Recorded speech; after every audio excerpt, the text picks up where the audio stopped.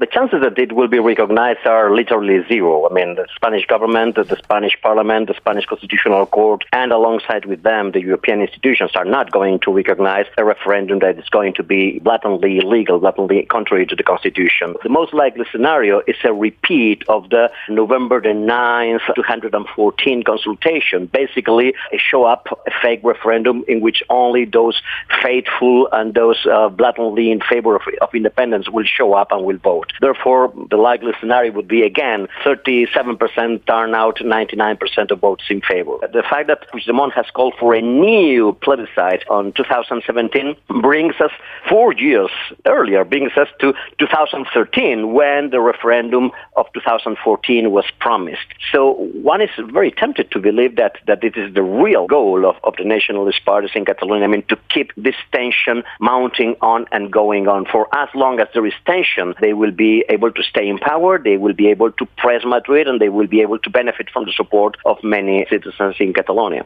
Some political observers are already jokingly referring to this new referendum proposal, saying that it's not going to be a referendum, but a never-endum.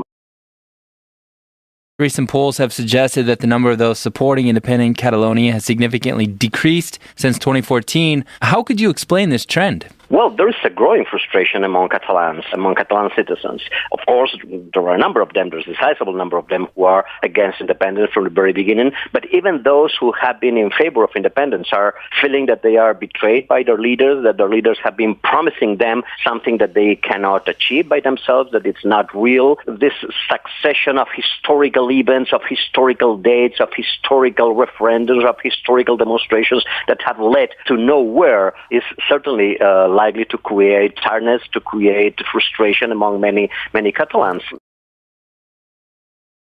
Out of curiosity, has anybody ever described what independent Catalonia would look like? Would it have its own currency, its own language? Would it have its own local government, its own army? What is an independent Catalonia? Well, this is something that is very rarely discussed. I just finished a research paper on the different Catalan draft constitutions that have been debated or have been presented in the last months. My first conclusion is that most of them are virtually unknown. And my second conclusion, quite disheartening, is that none of them would provide Catalonia with better democracy than they have now. They are very, very poorly drafted. They are very contradictory. They are full of mistakes, of errors, of institutions that are contradictory and that have never worked anywhere else.